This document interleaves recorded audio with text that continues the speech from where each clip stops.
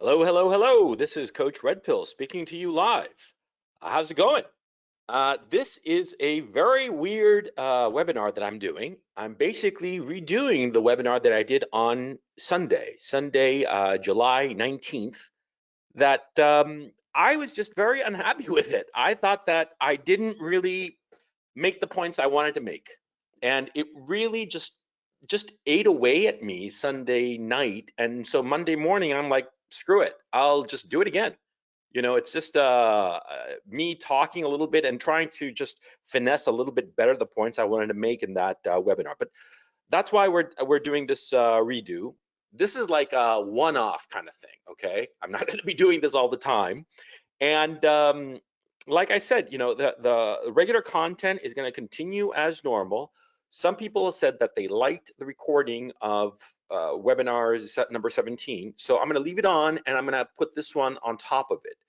It's going to be a little bit weird because a lot of the points are basically the same points, but hopefully this broadcast will be better, tighter, and I'll hit my points a little bit more on the nose, because I think that that's important. You got to really nail your points. And I think that I needed a few days to just think it over a bit.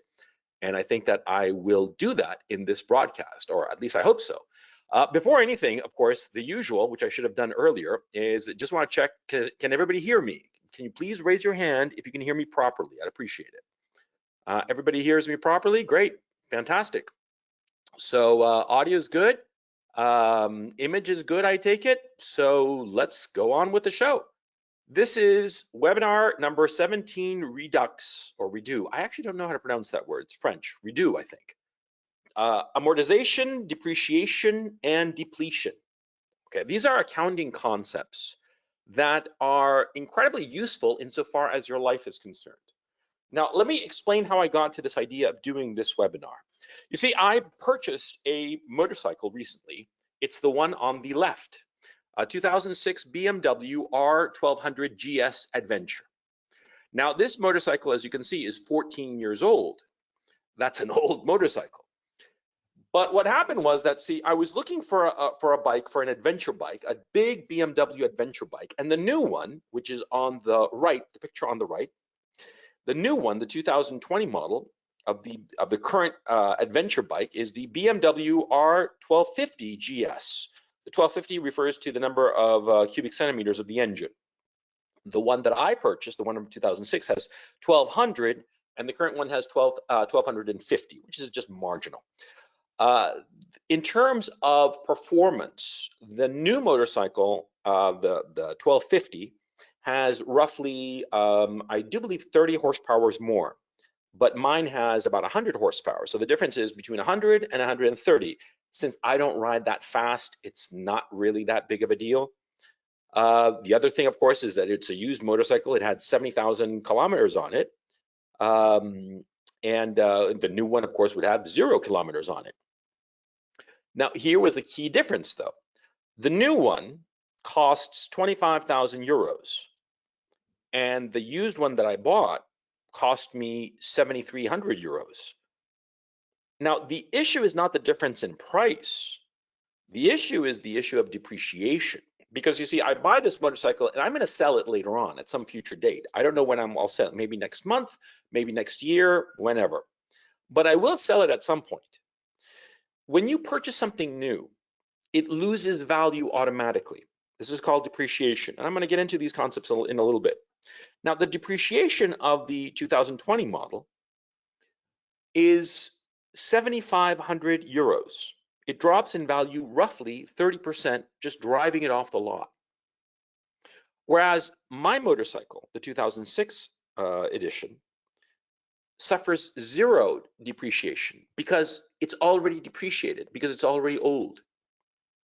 The guy who bought it originally, he paid, I do believe he paid something like 15,000 euros at the time. He lost roughly 5,000 euros, roughly a third of its value, when he drove it off the lot. So it fell immediately when he bought it in 2006. It fell 5,000 euros, and then the additional 2,700 euros, he lost it over the years, over the 14 years, almost 15 years that he owned it. See? Now, if I were to sell it right now, I would get roughly the same thing that I paid for it. because its depreciation is built in. Whereas if I were to buy a new one and then sell it the next day, the very next day, just having put, just a few dozen kilometers on it, I'd lose 7,500 euros because 17,500 euros is the best price I could get if I were to buy the new BMW bike and immediately sell it. That's the best price I could get. I checked, by the way. That's depreciation. I'm going to go into the specifics in just a little bit, but what I want you to get a handle on is the issue of depreciation, of how much value is lost between the point of entry into a situation of buying the motorcycle and the point of exit of the situation, at the point of selling the motorcycle. It's not how much you put into it, see?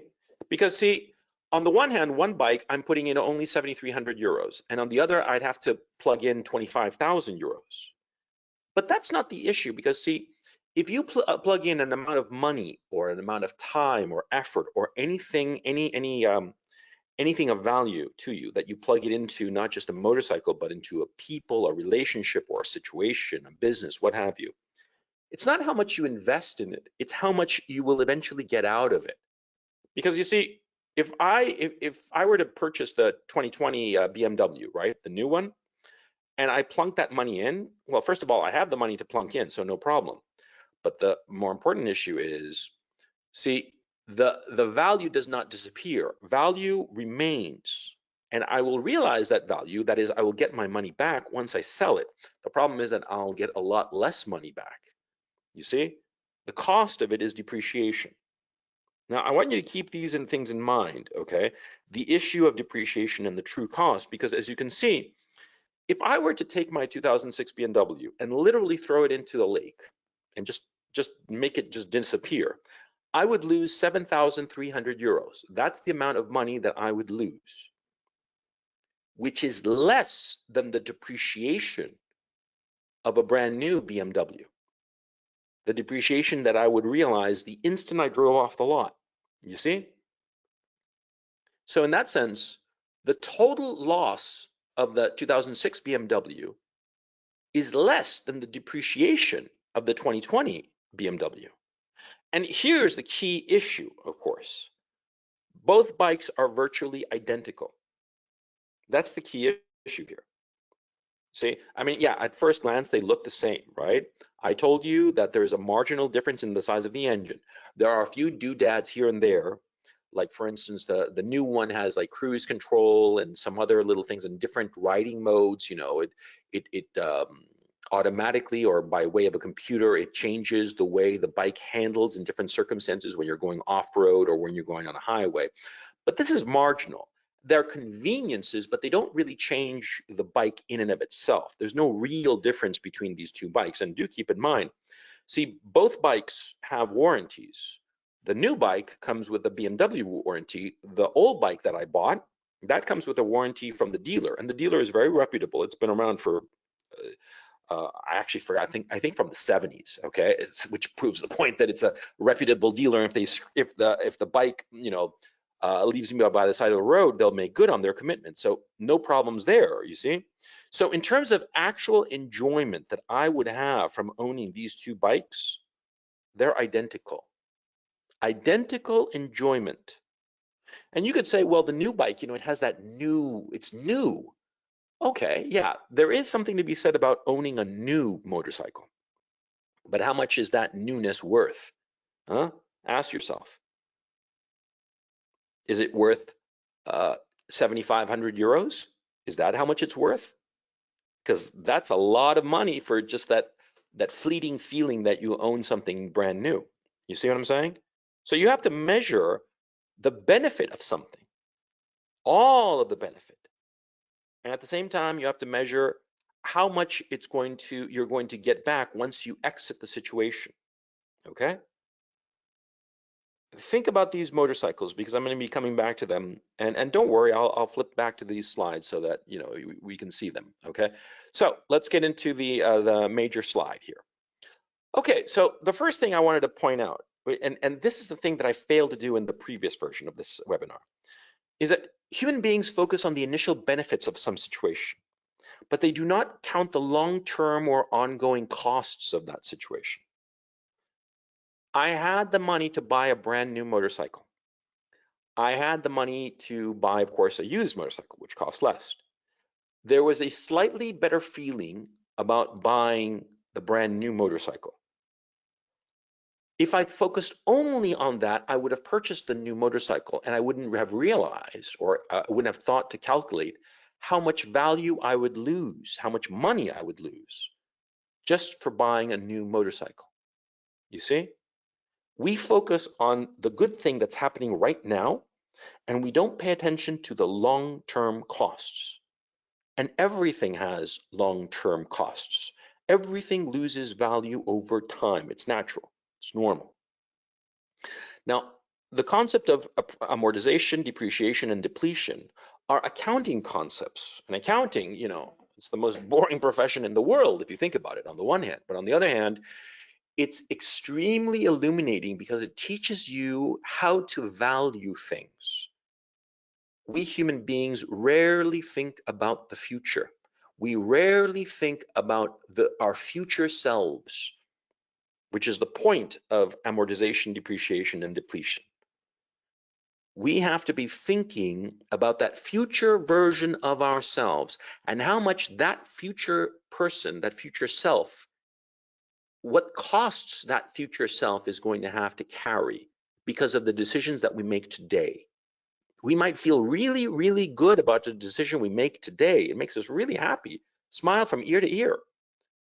But that self that we will become in the future might have to bear enormous costs because of the decisions we make today.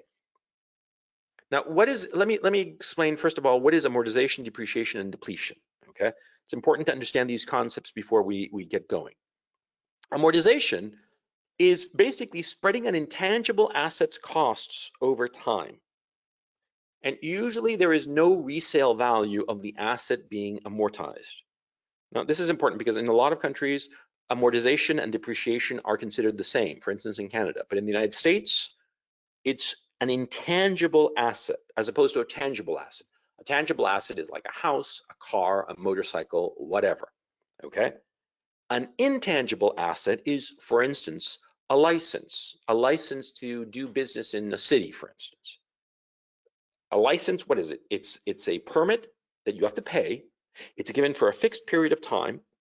And once that fixed period of time is over, poof, it's gone. It's not the actual document, the actual, for instance, your driver's license. You have a driver's license probably, right? Now that document, if you were to suddenly lose it by accident, you lost your wallet or whatever, that doesn't mean that you no longer have a license. See, the document in and of itself is merely proof that you have the license, but the license is intangible, okay? Always keep that in mind. Now, the key issue is that most of the time, these intangible assets have no resale value. Think of your driver's license, not the document, but the quality that you have because you are licensed to drive. How could you transfer that to somebody else? How could you sell your license? You can't, you see? Sometimes you can, for instance, a franchise. In certain situations, you can be the franchisee of something or other. That is, you have an intangible asset, you paid money to get the franchise rights to whatever. And in some situations, not all, but in some, contractually, you are allowed to sell it off to a third party. But we're not going to get into that. That's not really important because this isn't about accounting. This is about life. An intangible asset at some point ends its utility, like a driver's license, okay? Now, depreciation, on the other hand, is the spreading of a tangible asset's costs over time, less its resale value, if it has any. For instance, the motorcycles. Those are tangible assets. And I bought them at time T1, right? I bought them today, either the new one or the old one, doesn't matter. And at some point in the future, I can resell it. The difference in price, that's the depreciation. You see? In amortization, usually you pay for something and over a year or 2 years or 3 years or 10 years, that value of that thing becomes zero. Again, like a driver's license. A driver's license often is given out for like 5 years, I think. Yeah, so think of it the following way. You paid $100 for your driver's license for the test and whatnot, right? And you got your little document and it lasts for 5 years. So you can say that your driver's license, to amortize the cost, at the end of it, it's going to be worth 0. So every year you're paying $20 because yeah, $100 divided by 5 years is $20 per year. That's what you're paying to drive. If you want to get even further, you can say that you're paying $1.67. Wait, 10 divided by 12, how much is that? 20 divided by 12 rather is $1.75, right? 20 divided by 12 is $1.75. Correct me here, chat. Yeah, $1.75 per month. That's what you're paying for your driver's license, you see? But depreciation is just a loss of value of something that when you resell it, you do get some money back in the resale, okay? Okay, now depletion is when you spread out a fixed asset's benefits over time. A lot of times people don't consider this as amortization or depreciation, but it's the same thing. It's the same basic concept. For instance, an oil well. An oil well that you own, you're getting a benefit out of it. You paid, $100 million for the oil well. I'm just making something up. And, it has enough oil that you can pump it out for 20 years. And at the end of those 20 years, there's going to be no more oil in that well, right? I drink your milkshake. Remember that great line from There Will Be Blood? Well, there you go. Depletion is when the asset's benefits are gone by a fixed period, okay? Now the key issue, everything loses value over time, everything, no exception. So what you want to be doing is you want to learn to add up the benefits and add up the costs of things before making the decision. Let me go back to this here with the motorcycles. Let me just, by the way, confirm that you guys are seeing the thing. Yeah, you guys have been seeing it? Okay, great. So if you look at the motorcycles, before I bought the motorcycle, I actually did this. I did this calculation of figuring out how much money I would lose if I bought a new one and how much money I would lose if I bought an old one. And of course, I instantly knew that if I bought an old one, there'd be 0 depreciation. In fact, there could be appreciation. That is, it could increase in value, because the fact of the matter is the dealer had had this motorcycle for a bit and they were asking 8,000 euros for it originally. And I just offered them less. Actually, well, it doesn't matter. I offered them less, and they took my offer because they just wanted it out of their inventory. The bike was perfectly fine, but a big dealership, it's churn and burn. They want to get through inventory, and also I bought it in mid-June, and so the bulk of their sales happens in May.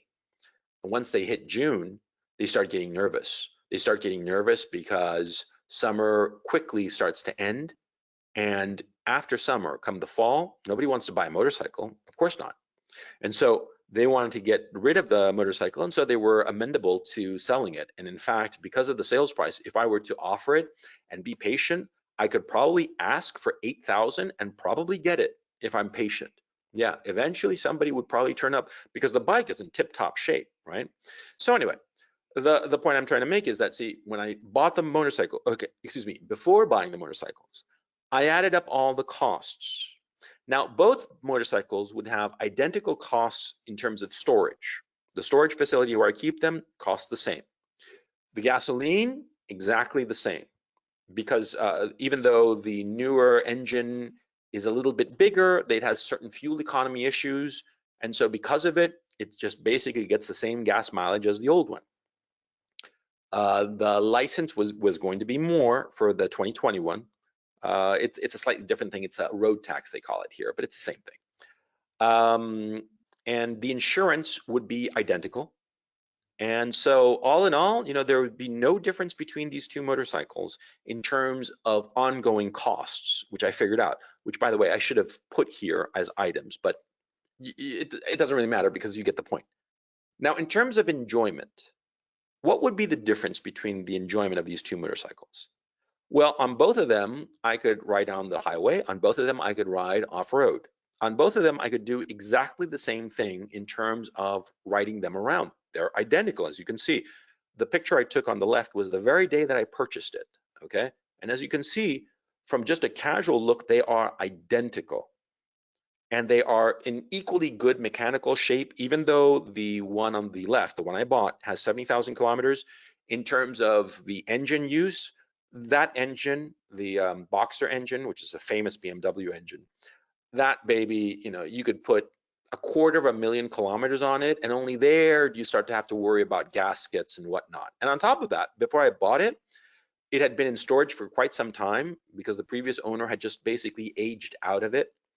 And so when he sold it, the dealer did a whole, it broke the engine down and rebuilt it, changed all gaskets, let alone all the oil and stuff like that. And I saw pictures of it. So they definitely did the job, right, of redoing the engine just to make sure that it was tip top. Because of course, these guys, if they give you a warranty, they want to make sure that the bike doesn't break down.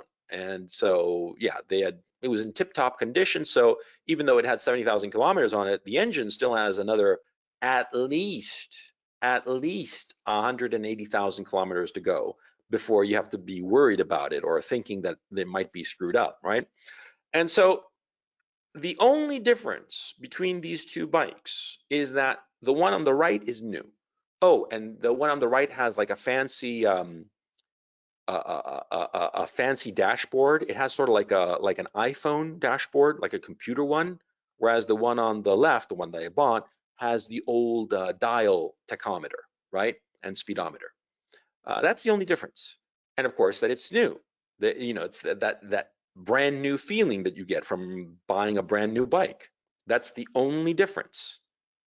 Would it be worth the depreciation? That's the calculation that I made before making the decision of which bike to buy. Would the benefits that I would get from the new motorcycle be worth 7,500 euros? If the enjoyment is identical between the two bikes, except for the minor issue of like, oh yeah, you know, I'm styling on a new motorcycle, and on the other hand, I'm styling on an old motorcycle that is perfectly tip top and looks cool and rides like a dream, as good as the new one. Because by the way, I did ride a new one to check it out. I was this close to buying the new one, but I didn't, because the only difference was that feeling of like, ooh, I got a new bike, and the cost was 7,500 euros. That was the cost. If I hadn't been making this calculation as to the total benefits and the total costs over time of both of these motorcycles, if I'd only allowed myself to be guided by that good feeling of like, ooh, you know, I'm gonna get a new bike, I'm gonna get a new bike, I'm gonna get a new bike, I would have lost 7,500 euros, at least, by the way.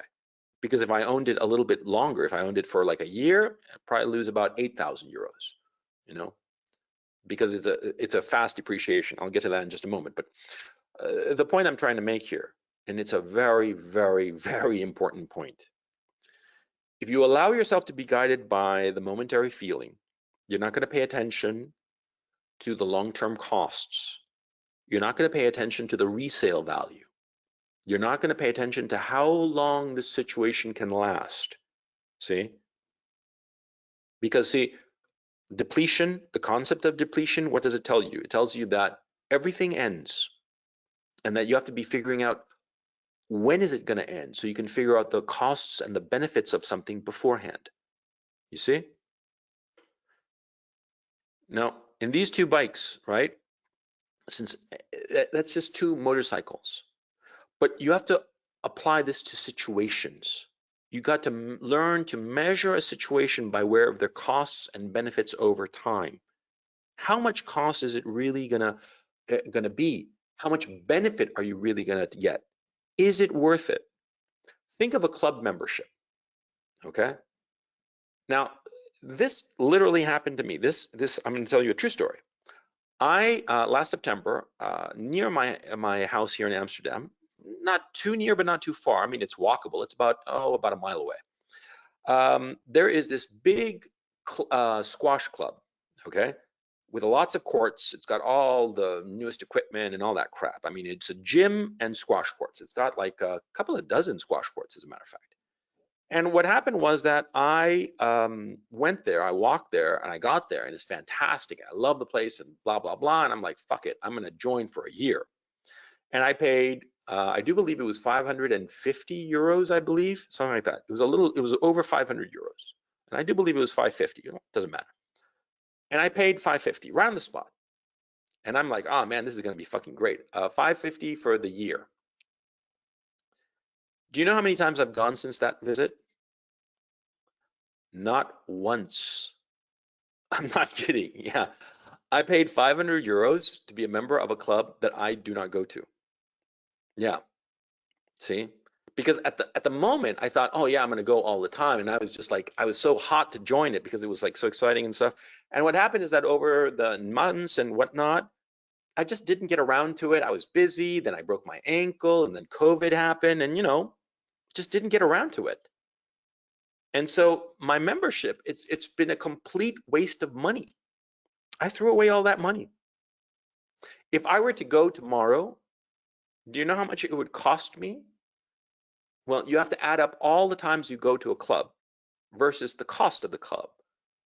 The club costs 550 euros to join. And the one time I went, well, that was the one time. So 550 divided by 1 is 550. That's how much it cost me to go that one time. But see, if I had gone 3 times a week, this is 10 months ago. So 10 months is roughly, something like 45 weeks, right? Something like that, 44 weeks. Okay, 44 times 3 is 132 times. 132, let me just break out the calculator real quick. At 550 divided by 132, each visit would have cost me 4 euros. 4 euros, right? If I'd gone, it would have been a hell of a deal. Hell yeah. If I'd gone just 3 days a week, Monday evening, Thursday evening, and Saturday afternoon kind of thing, or Saturday morning or something like that. Yeah, 4 euros per visit. That's what it would have cost me. It would have been a great deal. It would have been a fantastic deal. But the fact that I went only once, I haven't gone. I was saying that I was going to go once. I haven't yet. I have yet to go. I have yet to use the goddamn membership. At this point, I'm just flat out embarrassed. I'm like thinking to myself, oh man, do I really want to go? And that's another thing. You don't use something for so long that you just get embarrassed, and you don't. You feel like a fool or whatever. They're going to look at you like, oh my God, this guy paid all this money to join a club and he never went. What a loser, But that happens because I'm human. We're all human. We're all subject to embarrassment. But you see the point, see? In a situation where I didn't think through if I would really use the membership. And so I paid because at that moment it seemed like a great deal, but it wasn't a great deal because I didn't use the membership. Now think about relationships. You meet some girl, some really hot 22-year-old, right? She's all kinds of hot, but she's just really unpleasant. Just a really unpleasant person. Just like, I don't like her at all, right? She's a really unpleasant person and you're stuck with her. And she's hot, sure. You feel great when you're with her at that moment. Absolutely, no question. But she's an awful person. She is an awful person. And so what happens is that when you start the relationship, you're only paying attention to how hot she is. And you're ignoring the ongoing cost that it's going to be with an unpleasant person. Because it's like on the motorcycle, the ongoing cost is, you got to put gasoline in it, you got to pay for the insurance and whatnot. Those are the different costs, the ongoing costs of having something, of having a motorcycle. The ongoing cost of being with a hot but unpleasant 22-year-old is that, yeah, she's hot and it's great when you fuck her, but she's just annoying. You have to add up all that cost and contrast that to all the benefit you'll get from some hot girl. And you say, well, yeah, she's hot, really hot. So it'll be great at first, the sex will be great. But I'll get used to her because that's normal. We get used to everybody. No matter how ugly or how hot, we get used to them. And so what'll happen is that, yeah, after a few months, I'll get used to her looks and it'll be like nothing. No matter how hot she might be, I just won't even think about it, right? But then you think, oh, but people are going to think that I'm really cool if I'm with a hot girl, right? So there's that benefit. Okay, what other benefit is there to being with a hot girl? No other. I mean, I'll find her physically attractive, and other people will envy me, which is not entirely a good emotion, because when people envy you, they just try to fuck you over. But that's for another conversation, another webinar. So the benefit is that, yeah, I'll have a sexually attractive girl who will get me very hard because she's sexually attractive, and I'll enjoy that for a while until I get used to it. And other people will think I'm cool and envy me. That's all the benefit. But what's the cost? Oh, I have this really unpleasant person that I have to deal with all the time, all the time. I'll be working like a dog during the week in my career or my business or whatever. And then the weekends when I want to relax and have a good time, I'll be stuck with this really unpleasant girl. Is it worth it? You see my point? But then you have like a plain, perhaps not even pretty girl, but she's a virgin, she's no slut, so you don't have to worry that she's going to be banging God knows who, like the hot but unpleasant 22-year-old. And she's kind. She's kind, and she looks after you, and she makes you laugh, and she does little things for you. She makes you your favorite pie or dessert or whatever the fuck, right?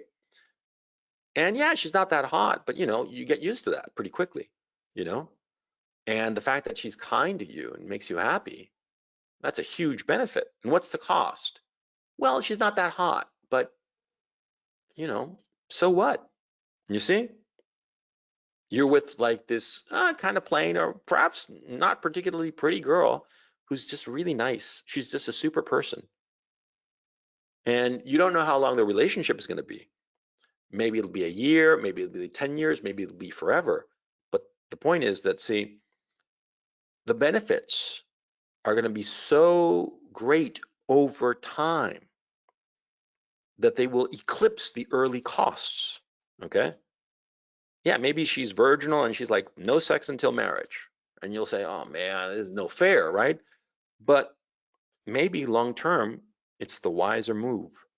You're not paying attention to the immediate hit, the immediate benefit. With the hot girl, oh yeah, there's an immediate benefit. The hot, sexy, fuckable, down to fuck girl, oh yeah, you can bang her right the fuck now. It'll be great right now.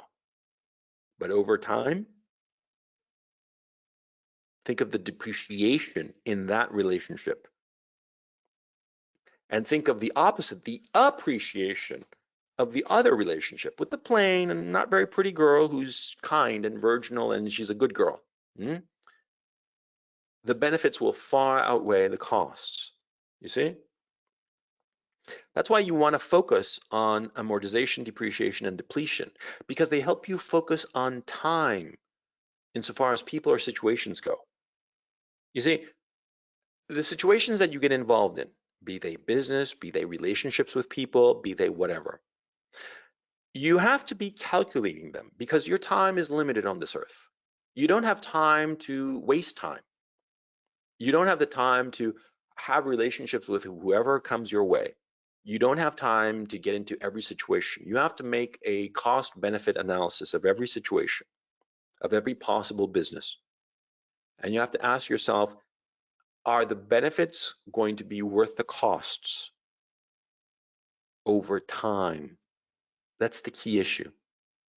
If you focus on only the immediate benefit or the immediate cost, then you will not recognize the true value of a person or a situation. In the case of the motorcycles, right? Returning here to this, the picture of these two guys. See, the new motorcycle, yeah, the initial benefit is greater of the new motorcycle over the old motorcycle.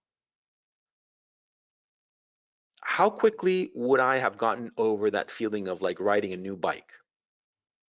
A month, maybe two, yeah, tops, And on top of that, I'd probably be annoyed because, like, see, when you have these very complicated new motorcycles with all these very sophisticated computers and whatnot, like the new one has, it takes goddamn forever to learn to operate that shit. And if you don't operate it correctly, sometimes, the bike just doesn't drive, it's just stuck there while you're trying to figure it out, right? And that's a lot of frustration. So there's kind of like a cost to it sometimes even. But with an old bike, yeah, when I got it, I didn't have that thrill of like riding off on a new motorcycle. But, in less than a month, I would have been fine either way. The benefit was so short-lived. You see? You see what I'm trying to drive at? Oh, and by the way, this graph is just it worked in the previous version of this webinar, but not really in this one. This is basically the difference between linear depreciation and accelerated depreciation, which, by the way, it's actually useful to know because a linear depreciation is when there's a loss of value that is, well, linear in the sense that it's equal for every period of time. For instance, in the previous example, when I was talking about amortizing the cost of your driver's license, that I amortized it linearly because it's easy. You pay $100 on day one and it lasts for 5 years, and so therefore the depreciation goes down in value. That asset, your license, goes down in value by $20 every year.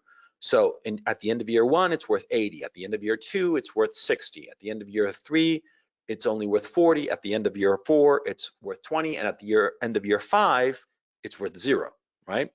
So that's a linear depreciation, whereas an accelerated depreciation is like a vehicle, like that motorcycle.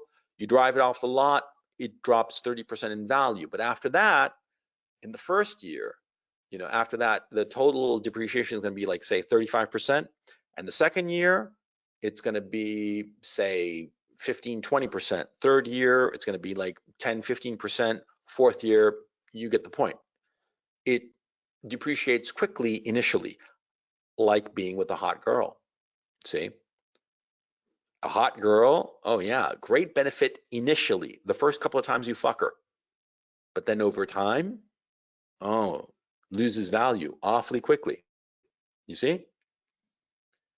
The value drops quickly to what the ultimate sales value is going to be, the scrap value. Okay? And so you got to be thinking of that in every situation. Okay? Let me get back to here. You want to be counting the initial benefits and the long-term costs of something, some situation, some relationship before you get into it. Once you start looking at things this way, you'll start to realize very quickly, as a matter of fact, that a lot of things that you thought were really good are actually shit. They're not worth it. They're not worth your time. You should just ignore them. I buy the new motorcycle. I can afford it, but the loss will be so great just driving off the lot that it's not really worth it. The benefit, having a new motorcycle, is not worth the loss of 7,500 euros. It's just not. See? You want to be making those calculations whenever you go into anything. You go into a new relationship, for instance, you're hanging out with some guy who's a great guy. He's just a lot of fun to hang out with. He's funny and whatnot, right? Witty and all the rest. But the guy's a junkie and he mooches off you for money and, or maybe he's an alcoholic, right? And he's like constantly getting picked up for DUIs and shit like that. And sometimes he gets you into trouble. Sometimes he calls you up in the middle of the night, you got to bail him out, right? Sometimes he insists in that drunken stupor and rage that he is fine, he can perfectly well drive, and you should get in the driver's seat, in the passenger seat with him. Yeah. And you're like, what the fuck is this? You know those guys, right? Maybe not an alcoholic or a drug addict, but guys who are trouble, they're like a lot of fun. They're very charismatic. You hang out with them and you get this shot of adrenaline because they're a great guy. But the long-term costs, oh man, they're fucking high, right? You see what I'm saying? Yeah. you want to be careful. You want to be making that evaluation, and there's nothing wrong with making that evaluation. There is absolutely nothing wrong with it. There are a lot of people who think that you shouldn't make an evaluation like that because you're just like measuring people and you're not taking them as they are. Fuck that. You are taking them as they are, but you're looking into the future. See?